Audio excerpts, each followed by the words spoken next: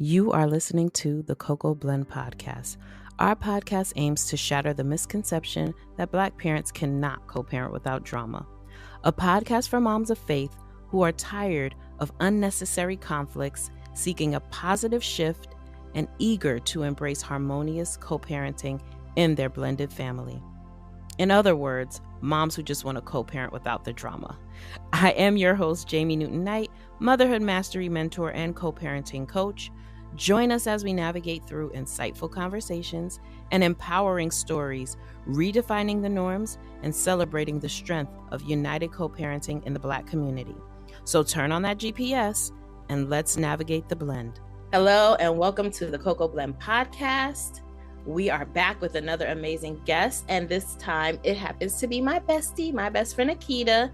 So I'm going to let Akeda introduce herself, and then we're going to get into this episode. So Akeda, hi, welcome. Hello. Well, my name's Akeda Ellison. I am a married now. 2 years going on 3. I have 3 biological children. One bonus that lives with us, and I have multiple bonuses that no longer live with me from previous relationship that I still keep in touch with. So have all types of relationship dynamics. Yes, you do. Bonus upon bonus upon that. I think that needs to be a conversation within itself of like how sometimes when we move on from these relationships, there are still relationships that we keep, especially when you are a bonus parent and you build relationships with the children and then you guys are no longer together. Like, what is that dynamic supposed to look like? And what does it look like? Because in your situation, you still have really good relationships with the children. So yeah, with Isaiah, I had him, he's been with us since he was 8 or 9. And, when me and his dad broke up, he stayed with me. He didn't go with his dad. So, then we kept him until past high school, actually. So he's doing well. He's now living on his own and supporting himself and stuff. But I even had his mama at one point. So. Right. Isn't it good when you can have that kind of relationship with their mom too? Like, girl, listen, our son, okay, our child. Yeah, they didn't end well, but there were good intentions when it started. Right. Yes. It happens like that sometimes. So you described your family unit as it's complicated, a work in progress. Let's talk a little bit about that. Yes, I say it's complicated because it's not the norm. So my base unit here in Georgia, because as you know, originally from New York, so I don't have any, blood relatives here in Georgia. I've kind of had to build my own village. Which consists of, my main village consists of my middle child's father's family. So his grandparents, his aunt, uncles, cousins, everybody. I'm the family member. It's I'm introduced as a family member. It's not, that's, sometimes depending on who we're talking to, they might say my grandson's mom, but for the most part, that's my family, and anyone coming into the situation has to respect and honor, which was hard for my now husband to grasp when we first started dating. He was like, your ex is what? You want me to go where and do what? So it took a while for him to understand the dynamics, but for us, it's just about, I knew without my interaction, Chance wouldn't have the relationship he has with his grandparents or his aunt, because I think part of the things that we don't do is acknowledge who we were with. So knowing the person I was with, the relationship he had at that time was a lot because of the interaction I created for his family. So to not be with him anymore and then all of a sudden expect that for him to pick up that slack. And I think a lot of times we expect people to be what they're not. When we're not with them anymore. So you're with them and you're like, I'm gonna do everything. You're gonna make sure he goes visit his parents, you make sure he takes care of his kids, you make sure he attends family functions, and then you break up And now you expect him to take your kid to the family functions. You expect him to take care of your kid. You expect him to do all these things that you were doing for him when you were with him, knowing that that's not who that person is. So I made sure that I continued to do the things that I was doing with him, just excluding him. So obviously, we're not going to visit his parents together, but I'm going to make sure Chance visited his parents consistently. So in doing that, I built a relationship with them. Well, we already had the relationship, but I kept the relationship going. And I'm very careful. I don't speak about their son to them. Like, I don't call him names. I don't, they do. I listen, I agree, but it's not coming from me. Because at the end of the day, that's still their son. His aunt is his twin.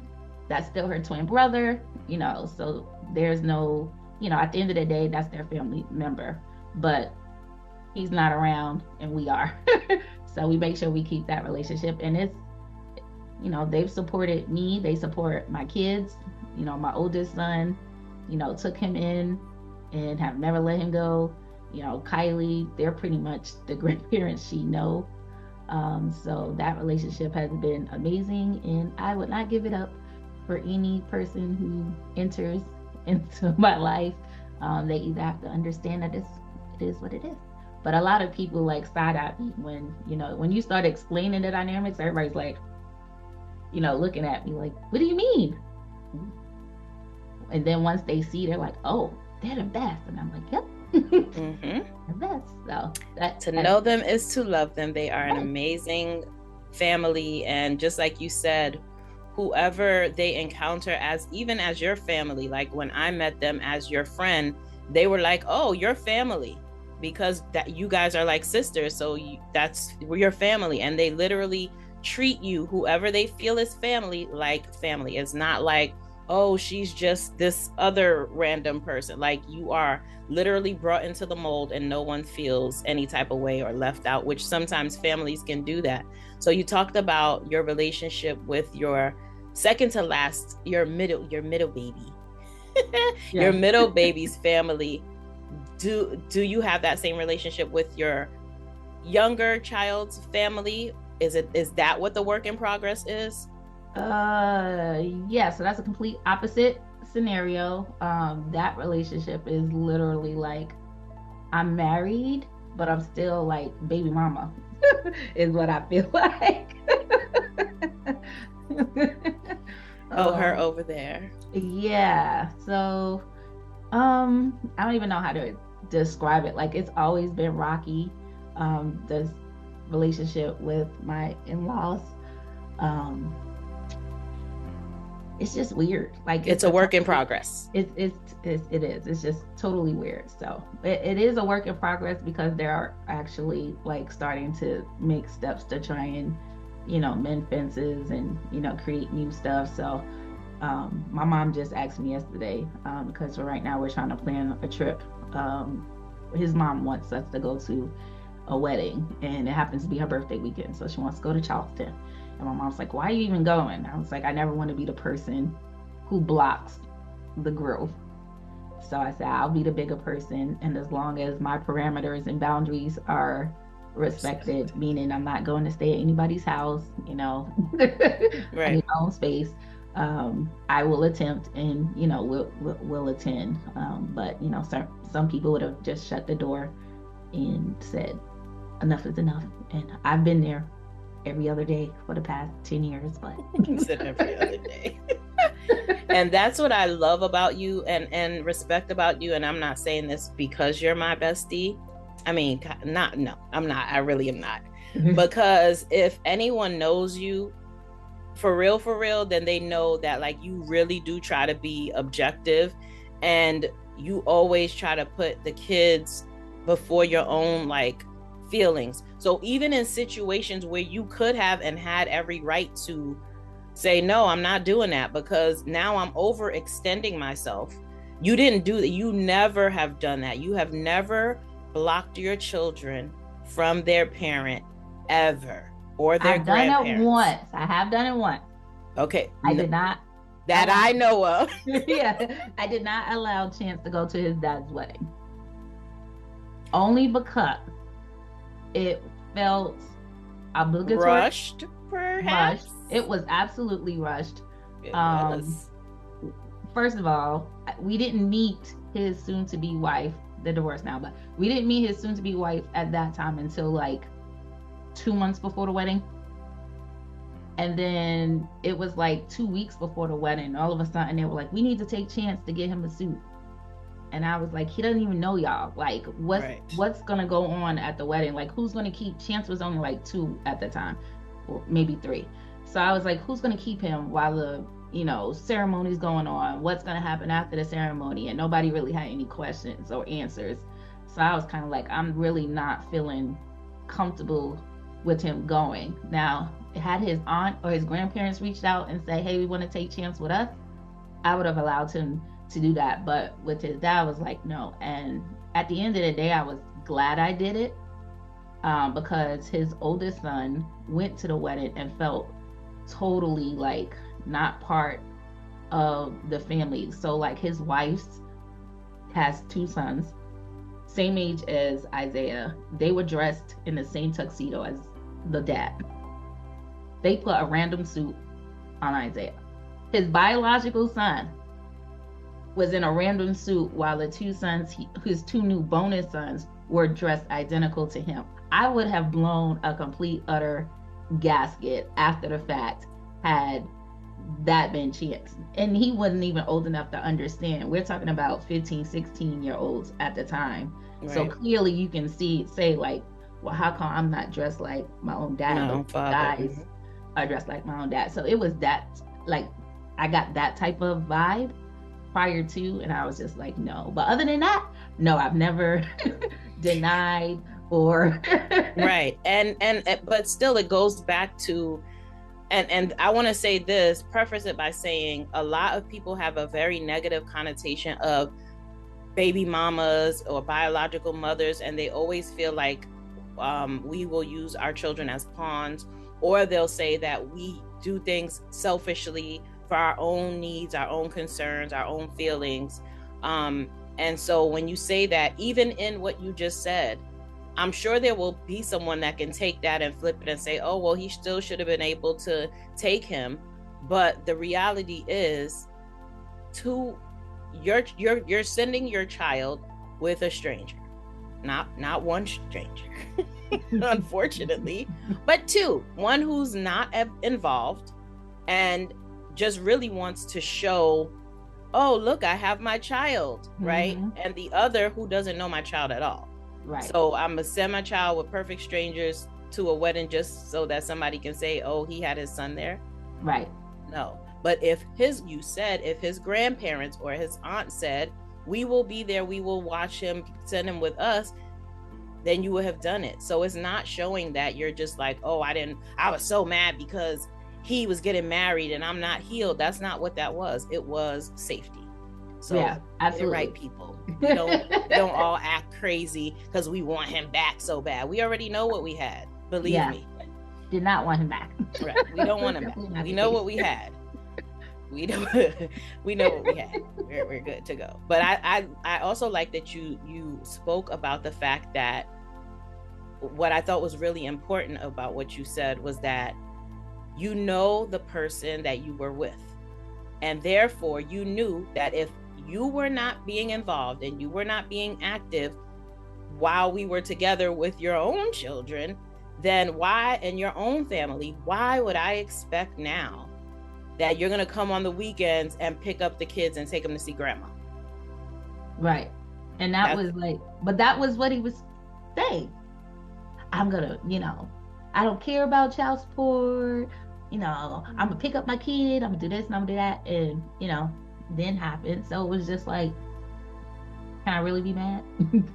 I made him set up a schedule to pick up his children. I made him figure out a fair amount of money to give his son's mom on a regular basis, so she's not calling, talking about her lights getting cut off or her water bills getting cut off. No, you give her a certain amount of money and she needs to be able to, do what she needs to do for her household, but you need to contribute at the same time. So there was no expectation otherwise, which is why I went to the child support office. I'm not even about to argue with you. Right. None of this. I already know you. You know, no point in fighting. I didn't press the every other weekend, pick up your kid. If he called and said, hey, can I have him? You can have him. If you don't call. So, right. You know, we're at the point now, it's been over a year since he's spoken to him. And I don't call. I don't say, where you at? What you doing? Why you in college? He has his own cell phone. You can communicate with him at any point when he chooses or not chooses. Although I feel like at this point, my son probably wouldn't answer. Right. But, you know, it's what it is. I've never forced the issue of anything for that matter. Like, I don't even call and ask where your child support at. It just keeps growing and growing and growing. And whenever they get a payment, they get a payment. Right. And if they don't, I'm surviving without it anyway. So yeah, so you know, and I think it actually catapults his grandparents and his aunt to do more because they feel like, you know, they know his dad's not doing anything. So, you know, even though they already have, you know, so much love for him, like they pour more into him knowing that his dad's not around, or, you know, they take extra care to just like do random things. Like I literally don't have to say, can you help me? Like right. They say, okay, football season's coming up. How much does it cost? And then they'll be like, I can contribute this, you know, and they do it for Kylie too. They don't just do it for Chance, you know, what's going on with, you know, Kylie got such and such coming on. I can help you do this, which is total opposite from her biological grandparents who, right. You know, I have no idea if they even know what goes on, you know, as far as what she does or when she does it. I'm sure her dad shares, but I don't know what those conversations are like. That's why I say go back to them. It's a beautiful blessing, but also that's why it is important, mothers, that regardless of what dad is doing, if you have had a relationship with the children's grandparents before, don't just stop just because. Just like she said, you know who you were dating. You know that he wasn't as involved and wasn't active, taking the kids to see his parents then. So that's something you were doing. Continue to do it. The reason why I don't think that of course, I'm sure he has times and spaces where he's thinking about his father, he misses him and stuff like that. But the fact that he has the connection to his grandparents and his aunt and his other relatives on his father's side still allows him to have that connection. So it's not like a child who, you know, doesn't get to see their dad, but also doesn't have a relationship with their other side of the family. It's like almost a whole side that you're losing out on. Yeah, and he doesn't miss that, you know, I don't know a whole side of my family. And then he also gets to see that not only is my dad not present in my life, my dad is not present in my grandparents' life. He's not present in anybody. So it's not isolated to him. Right. Like I feel like it alleviates what's wrong with me. Yeah. Because he can see that nobody has any interaction. So when he was younger, you know, being at his grandfather's house, he might get to see his dad by accident. But now his dad's moved to a different state. So literally, you know, nobody really has any interaction with him. Right. So I do feel like it's a little less isolating when they can go to the other parents' family. Right. Because then it's just like, okay, my dad's not here, but I still have two sides of a family. So like, you know, Chance would be like, oh, Kylie's dad's coming to get her.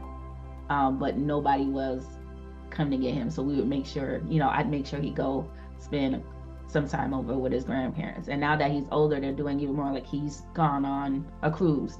He just came back from a cruise with just him and his grandfather by themselves. And that's not something he's done with any of the other grandchildren, but you know, that's their, you know, he has that bond. He was able to take Chance, and Chance enjoyed being with him. I just had a situation where, you know, I heard something about Chance and a little girl he was dating, and I was like, oh.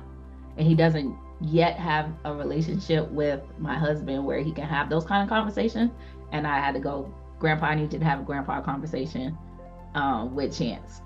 So wasn't he's in trouble, but just someone he respects, so he can hear the information that I needed him to hear. Because if I would have said it, it would have been like, whatever. Or if Jeffrey would have said it, it would have been like in one ear and out the other. But if Grandpa says it, it'll stick a little bit better. Not necessarily 100%, because they're gonna do what they want to do anyway. But just having that extra person, because my dad's not here, so he's not able to take on that type of conversation. My son, my oldest, is on the other side of the country, so their relationship is not as it used to be, because he doesn't see him that often and they don't talk on the phone that often, that type of thing. So somebody who's present, who can make a difference, who can kick him in the pants when he need to be kicked in the pants, or not kick him in the pants when he don't need to be, spoil him a little bit. Right. They spoil him a lot, but spoil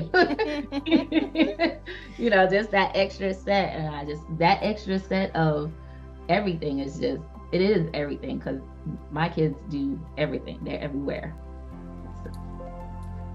Yes, I agree. Like, I think that, again, I still think that that's so good that he has that relationship. And just like you said, when there's those moments when it's like, I need a man to have this conversation with him, and he's not yet in the space where he either trusts your husband or feel comfortable with having that without maybe the judgment, or it's going to be very parental, right? Mm-hmm. Where he can just kind of say, okay, like, this is what's going on.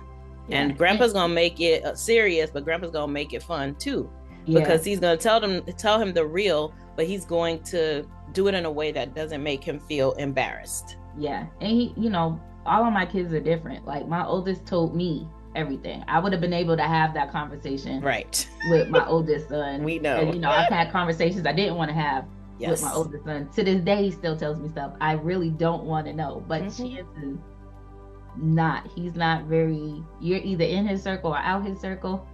And even in his circle, he's only sharing but so much. Like, full teeth to get information out of him. So it's I think it's the times too. Like, with our older ones, I feel like they definitely spend a lot of time with us, but definitely in a way where Chance spent a lot of time with you too, but I think it's the times. I think now they have more access to a lot more things, whereas when the boys were bigger, when our big men were younger, they had to ask questions, or just like you said, they were more inclined to just come and say, hey, look at this. What's going on here? Yeah. They had the internet, but they didn't have the smartphones. They didn't have, they didn't have the internet as easily accessible as our youngest do. Yeah, now they can Google anything. Yeah, we were still AOL, the little thing. Exactly. They were just getting handheld video devices. Stuff. So it is totally different raising the ones that we have now. Oh, child, what were we thinking? Right? Starting all over again when you got grown people. Are you ready to retreat? Then get those passports ready. If you're a mom who's just completely overwhelmed from wearing all the hats, doing all the things, and being everything to everyone, then this is the retreat for you. Now's the time to release the supermom syndrome and practice some guiltless self-care. Join us Mother's Day weekend, May 10th through the 13th, for the Motherhood Mastery Rest Retreat. Go to thecocoblend.com/momsretreat for more details.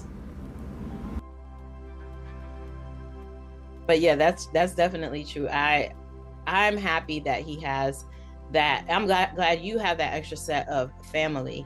And I hope that there's a space and a time when your husband is able to get comfortable with them, because they are a loving group of people who are not like, they ain't gonna pick no sides, they're gonna tell right. He's starting to see that now. Yeah. So, he gets it now. Like, our next vacation, Grandpa's coming.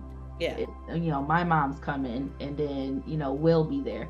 So I think he sees it now. I just think, especially for him, he's Southern, where, blended families ain't something you really deal with to begin with. So when you take a out of the norm blended family, you really just like, what are you talking about? You know, blended families were dealt with differently. It's not that they didn't happen. No one talked about them. You just knew that there were all these extra relatives, but you didn't know how y'all were related. Y'all just kind of all was at the same summer food program, and like, oh, I don't know who that is. And and then you find out years later, oh, that was grandpa's other daughter's children. Oh, so that's my cousin.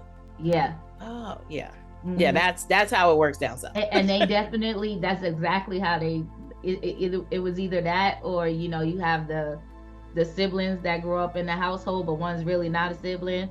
You got like mom and daughter, or mom and son. Right. She's actually auntie is actually your mom, but no one said it. That's exactly how he knew of, you know, outside children, that type of situation. So, you know, he didn't really have any experience in blended families the way we do. Right. And then when you add on the extra of the in-laws but not in-laws, the ex's family that just won't go away. They're still here. Then it was just but y'all not together no more, right? No, and he tells this story all the time. The first time he went over to the Powers house, they still had our engagement picture on their mantle at the on the fireplace or whatever. Totally innocent, wasn't done on purpose. I'm pretty sure if I would have saw it prior to, I would have been like, I'm gonna need y'all to take that picture down, or paid any attention to it, because I'm pretty sure I saw it. So that was his first impression. So in his head, he was like, well, they want them to get back together. Right? You know, so it caused a shadow of doubt over him. But you know, they've even embraced his son now, so now he's kind of like, okay. They cool. Sure have. When they post pictures online, they say my grandkids. They don't say my grandson and my other grandkids. No, they say my grandchildren, all of them together. Like there's no separation. And to me, it takes a lot to be able to do that, because in that position as the grandparent, they don't know what could happen, right? They don't know if the person's going to be like, okay, I don't want my kids calling you whatever, and down the line. But they like, listen, y'all all here now, y'all coming to eat on Sunday. We going to the picnic together. I'm gonna have a barbecue, everybody's welcome. Like, that's how they are now. And I think that is great to have. And I think because we have that dynamic in our families, because I have that same relationship with my ex's family. I find it difficult when I hear people say she doesn't need to show up at no events, you know, or no family functions, or we don't need to do a barbecue together, or we don't have to have like Thanksgiving. And I'm like, why would you not want to? If you can, why would you not want to? And that doesn't mean that you all have to be like best friends. It just means you can be in the same room and y'all can be okay. Yeah. It doesn't mean the ex wants to be back with the baby daddy. Get it out of your head. That's not who it's about. Believe me, it's not. It's hard on the kids. Like, I remember, and you know, my mom's side of the family, my dad's side of the family got along growing up. Like, you wouldn't be able to tell the difference. However, you know, there were still separate holiday functions, separate Thanksgiving, separate Christmas. And I'd find myself getting on the train to get to one place and then having to go all the way to the other side of the city to get to the other place. And if one felt like I spent too much time over here, they're like, you always over there and you're always doing this. And I was like, so when it was time for me to have I didn't want my kids to feel like they had to choose between the mom's side or the dad's side. Now, of course, birthdays and stuff, everybody came together. I didn't have to, you know, share my birthday or anything like that. That wasn't a problem, but it was still just like you feel torn between the two sides of the family, and you shouldn't have to. Like, why can't I even went on vacation. Why can't I go on vacation with my ex? We ain't sharing a room, we're not doing any of that, but why should my son have to choose which parent he gets to experience the beach for the first time, or, you know, something like that? Like, we're adults, we created this situation, so I feel like, you know, sometimes you just suck it up. Like, we went on vacation with him and his new wife. She was more uncomfortable than I was, because, you know, obviously I still had, you know, a relationship with everybody, and she was just meeting everybody. So it was more uncomfortable for her, but like, we made it work. Why should, you know, Chance not be able to experience fishing for the first time with both his parents? And then it was a scenario where, you know, that would mean if I didn't go, then my other children wouldn't be able to go. Or, you know, that it would have created a bigger situation. So it's just like, if both adults are Can adults be adults about the situation, because you got to think about it both ways from the guy's perspective. So us as women, when we break up, we forget who the person was, and so do men forget that you're the person who's very family oriented, and all you care about is making sure the kids is good. All of a sudden when you break up, then you just want their money, right? Oh yeah, you a gold digger then. You're this, you're that, and it was like bitter is my favorite. I wasn't this when I was babysitting your kids, or, you know, taking care of your kids when we were together, or creating a budget so you can pay for your kids and also live still. Okay, remember that. So, you know, everybody need to do better on both sides. Like, men have to remember that at one point you loved this person so much and it didn't work. That's life. It didn't work. However, you now have a kid to raise, and that's who it should be about. Does this benefit my kid? And if it don't benefit your kid, don't do it. But if at the end of the day you sucking up 24 hours or 48 hours or 2 hours to be in the same space as the other person or the other person's family, you should be able to do that. Right. And in addition to that, you said the two parents should remember exactly who the other is, but also I think it's a matter of honesty too, and also like the male or the person who has the partner being honest with the new partner about what the relationship is, because it is oftentimes that I will see that the new person doesn't know what the dynamic is, and they get upset about what the dynamic is when it's done. It's almost as if you're trying to push this new thing on them. And I'm like, no. So before you got here, this is how it was, right? And so you may not feel comfortable, but if this is not about you, right? Because that's not who it's supposed to be about. It's not supposed to be about you or me or him. It's supposed to be about our child. Then we're going to continue to do what's comfortable and best for them. Yeah. And it should have nothing to do with us. But sometimes because of the lies that these people tell the other partner, because of the misconception that people have coming in, like, oh, she just wants him back, that's why he can only watch the child at her house.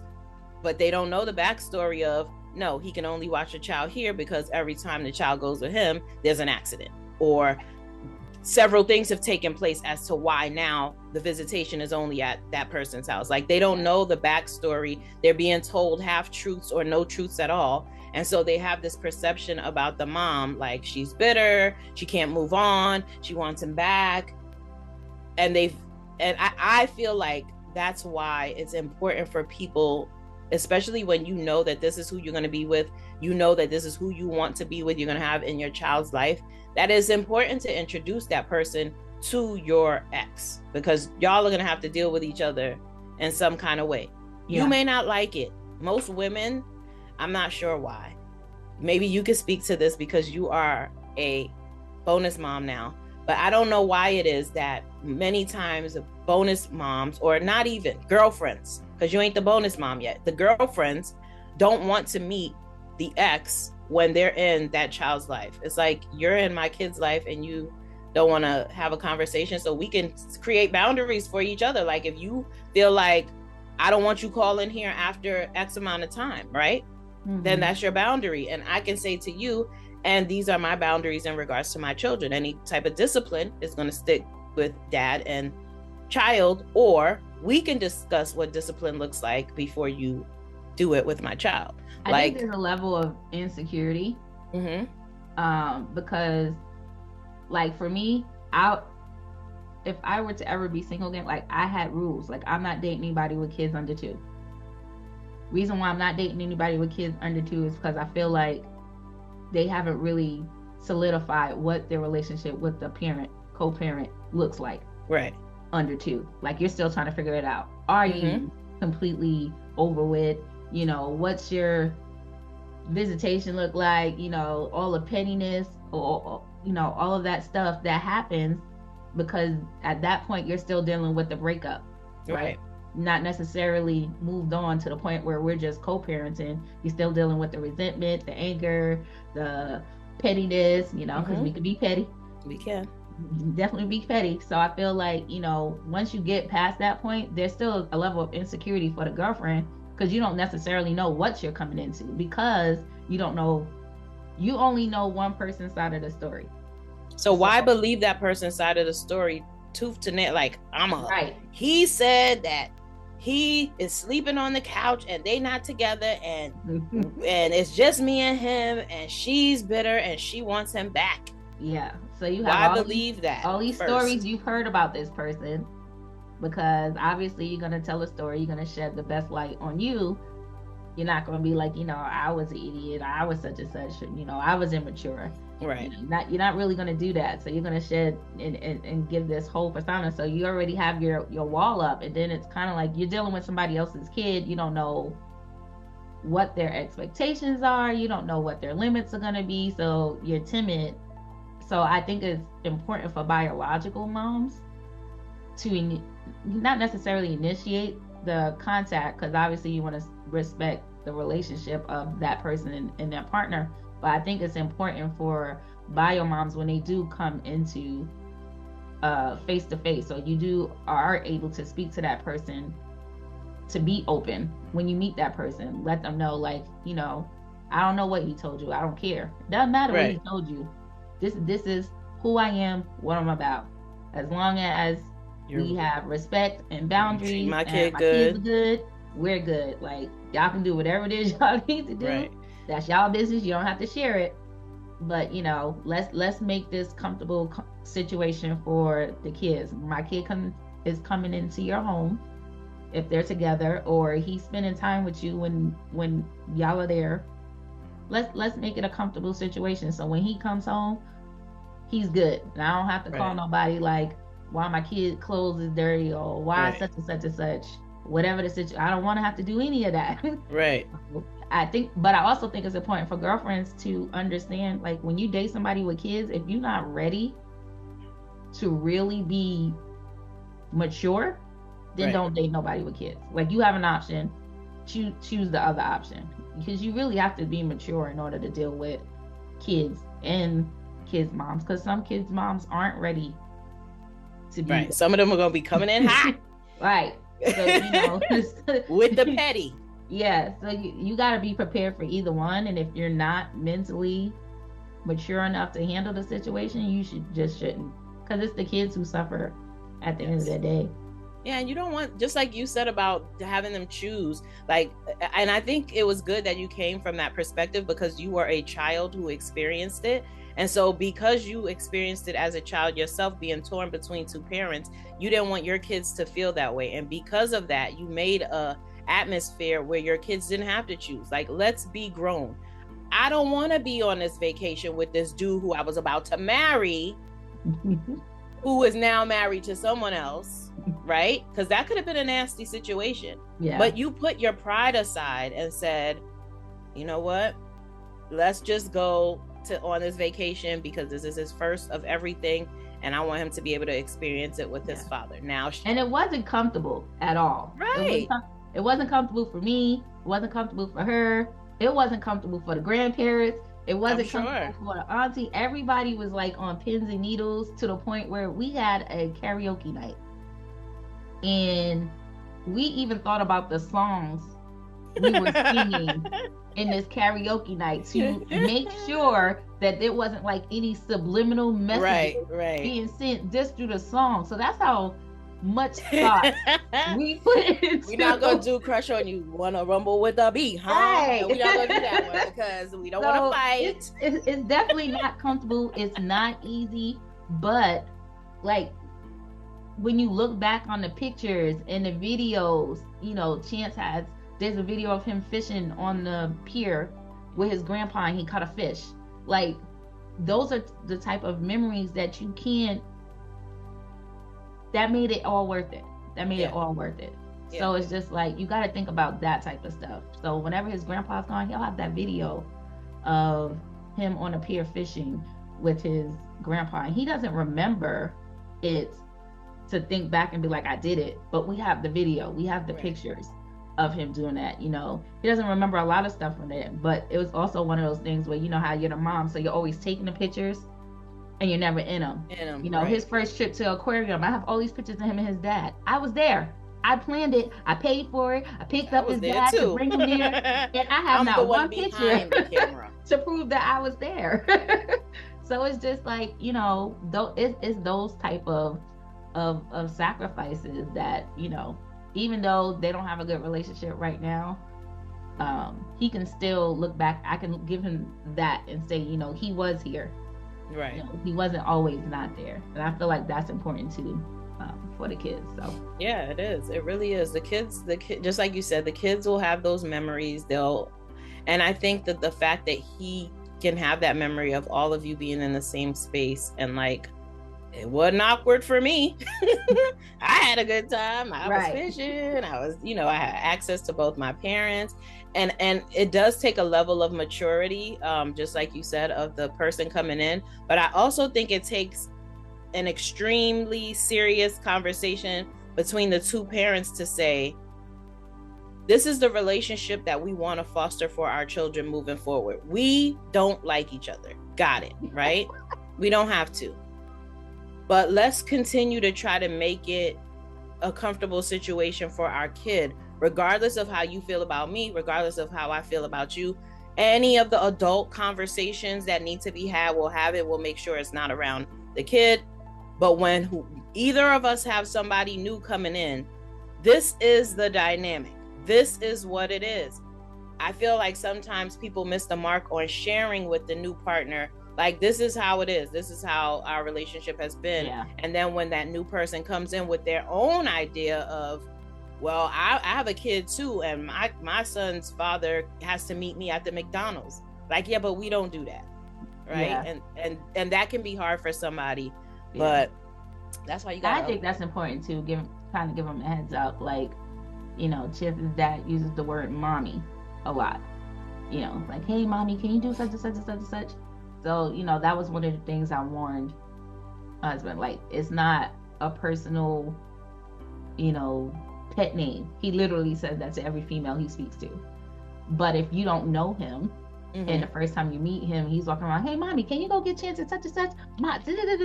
That would, like, you know, have somebody on edge. And it still bothered him. It wasn't like it was cool after I warned him about it. But I gave him that heads up on his personality, just so he wasn't totally like, you know, guys and egos. So I wanted to make sure that, you know, for the most part, I can ease it as much as I can. But at the same time, you know, if you're going to be with me, you want to figure out a way to deal with him. Kids aren't stupid. Foster your own relationship with them that's genuine and authentic. And I guarantee you, you're not going to have to feel that level of like discomfort, because you got your own thing, whatever the own thing is, like whatever y'all call each other, whatever nicknames you got, it's going to be cool because y'all have built your own thing. Yeah. But yeah, people, grown-ups. Yes, grown-ups. Go figure.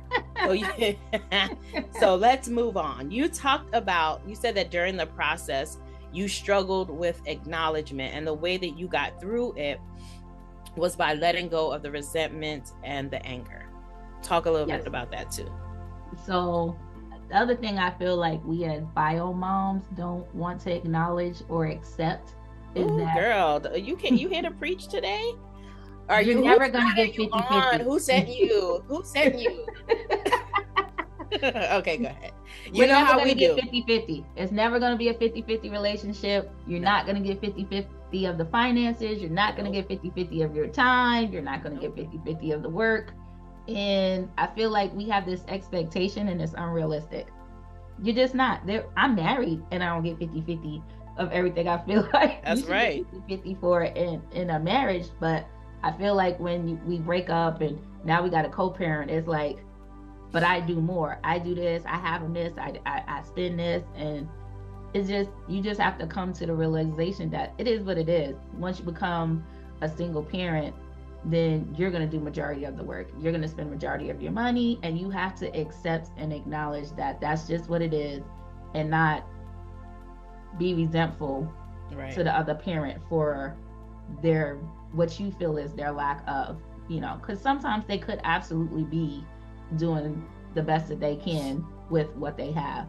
And you have to be able to accept that, because if you were in a situation where you couldn't, you wouldn't want your children to be like, well, mom, you are less than a mom because I wanted $75 Nikes and all you could buy me was $50 New Balances. Right. But, you know, we have that expectation for our partners that we have to co-parent with when we're saying, I need you to give me this, or I need this. And they're saying, well, I can only give you this. This is all I have. This is all the time I have. This is all the money I have. And we're saying, no, that's not acceptable.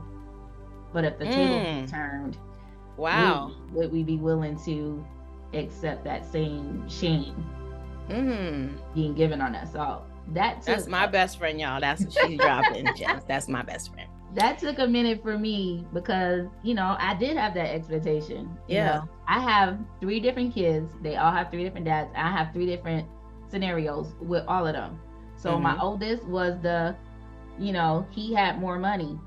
So whenever my son wanted money or he wanted something, no problem. You can have it. You know, we didn't have to go to child support court. We could have a conversation. Because he knew who he had before. That's why. And he knew that you weren't a gold digger and you weren't about money. And so I appreciated, that's the Taurus in him. I appreciated that he always continued to have that level, right? Yeah. So, you know, we were able to have conversations when child support needed to be increased for whatever reason. Well, you know, those were easy conversations. But once I left New York, the conversations that were hard were the face-to-face conversations, the time spent conversations that, you know, while I was there, he took them every single weekend, you know, every long break. We switched in the summer, no complaints. Matter of fact, I would have to fight him to bring him to a function on a weekend. Wasn't it beautiful? That was his time. Beautiful, but kind of not. Yeah, he didn't want to share. But then when we got down here, it was a little bit more hands off. And at first I took all of the responsibility because I said I moved. It was my decision to leave the state. So, you know, I caused this distance. But after a while, and then as he got older and we started learning about other things he was doing, other places he was traveling, but he would never travel here. He came once to his 5th grade graduation, and my son played football, baseball, all that stuff. He never came to visit, but I even found out he was here in Atlanta quite a few times and didn't visit. But, you know, he always paid his child support.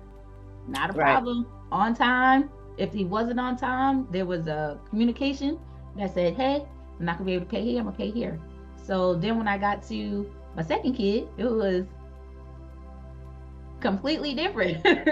From the beginning, it was completely different, you know, and this was someone I was about to marry, you know, so the expectation wasn't great because I already knew he had children he had no relationship with.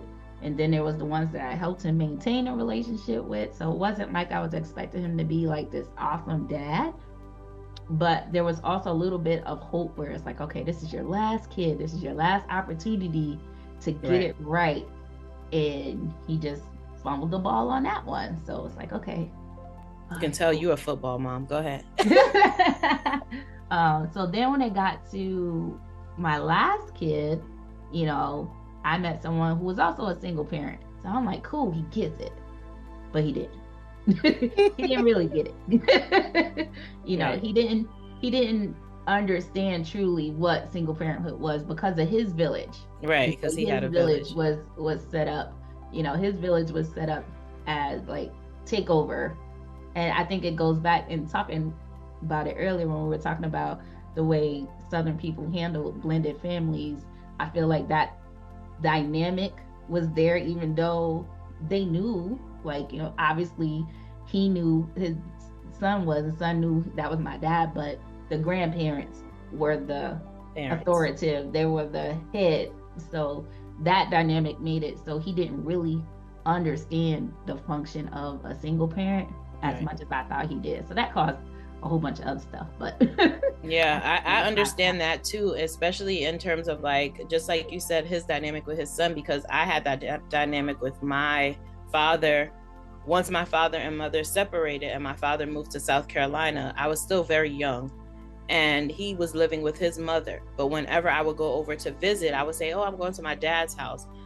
But my grandmother would make it very known that's her house. And I had to adhere to her rules, not his rules. So if he said I could walk to the store, which was literally a New York block, maybe, from the house, and she said no, the answer was no. So my dad, for me, when I looked at him, he was definitely still my dad, but not the authoritative figure. And more so like not really a brother, but like, you gotta adhere to the rules I gotta adhere to. So right. Right. Yeah. She make the rules here. You don't make no rules. You can't play music if she say no music. You can't, don't come back in my house after a certain time. So there were rules for him as a grown man with children, as there were for me, a 8-year-old kid. Right. So yeah.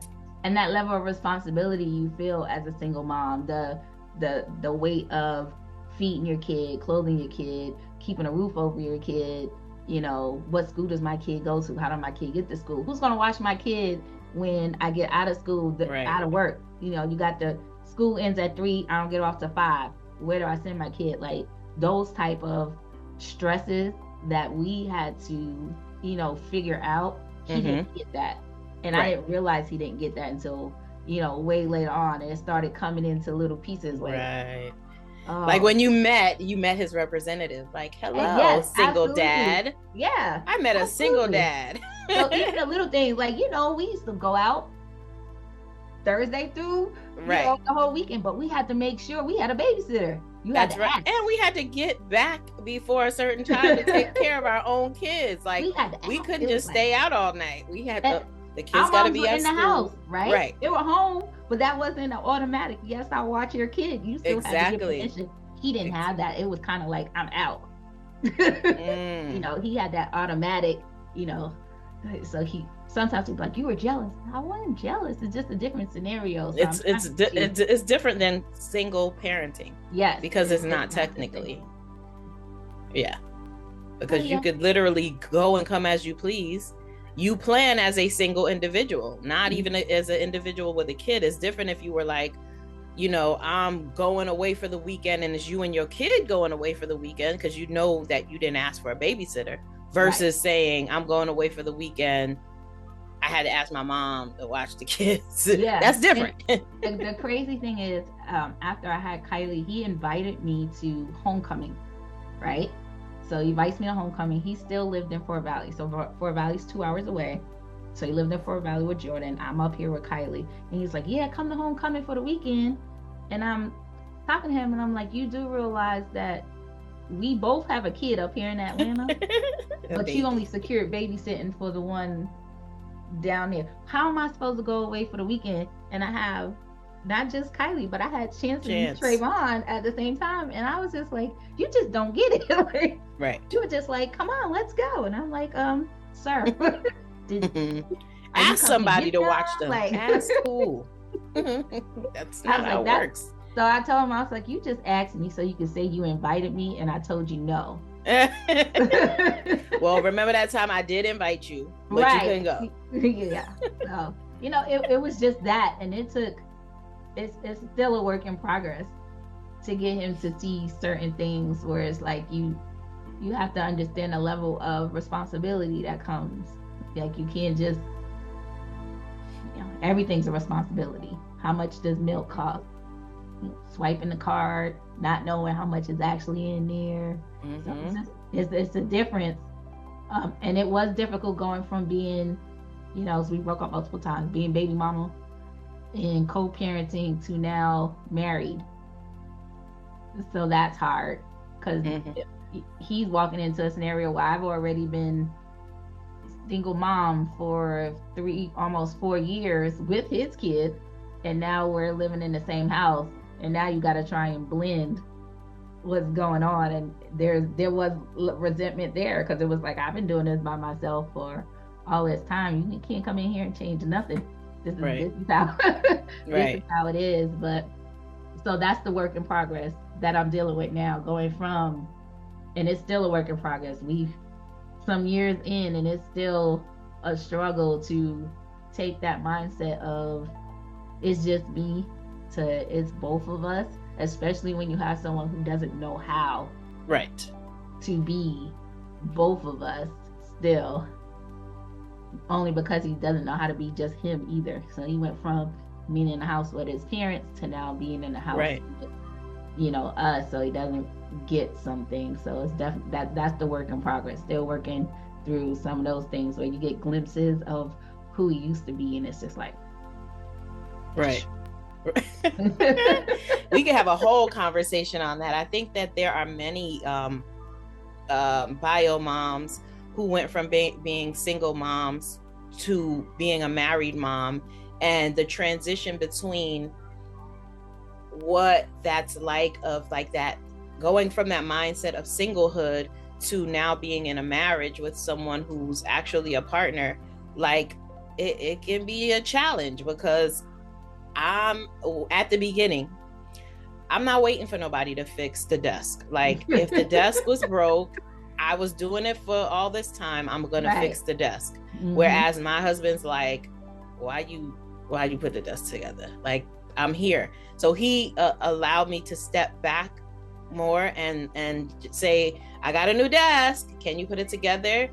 And put my hands up and let him put it together. Now, I will say this, still, I struggle if you don't do it in my time frame. I got a time frame. I want my desk together by 8 p.m.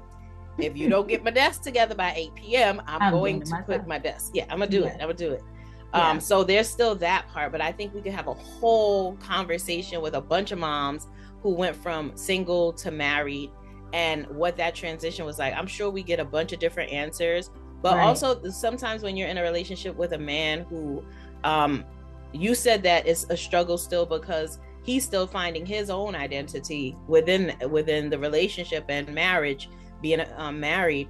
But there are men who come in already and make you feel secure. And so sometimes, as they say now, I'm settling in my softness, right? Or like, oh, this is my soft girl life era or whatever. Like, I think more women are able to let it go and relinquish that when there's that level of safety and security. Like if you feel safe. I don't necessarily feel, I've learned that I'm a type A personality. You're a what? Type A personality. Yes. Yes. So I do find it very hard to get to that soft place. I want to be there. When you think about being married, that was like the best thing. It was like, can be. I do. I just want to, I don't have to think about like it, and it be like, when I do relinquish it, it's out of frustration. Right. Like it'll be like, so what's for dinner? I don't know. I don't want to think about dinner. My brain cut off at 5 o'clock. You figure it out. That's me relinquishing. Right. But that's what I'm saying. I think that if you have someone, because he's still trying to figure it out, if you went in with someone who was already there and they're like the person who's like, I want my family to feel secure. So financially, you good. You don't got to worry about if the bills are going to be paid and on time, and if y'all going to have money, and you don't have to worry about whether the kids are going to get picked up because y'all got a schedule and he sticks to the schedule. You're not going to have to worry about like the dishes and the garbage because y'all got y'all thing in sync. It's like, I do the food and you do the garbage, and I'm doing the laundry and you do the vacuuming. Y'all got it. And it's in sync. When you have that level of security as a woman, you are able to relinquish it more. You're able to feel more secure in like your womanhood. Like, okay, well, I don't gotta do that. Like I know women who are like, my husband never lets me go out without a full tank of gas. Like he always makes sure that I have gas in my car. I'm like, yes, husband. Yeah. Thank you for listening to the Cocoa Blend podcast. See you next time.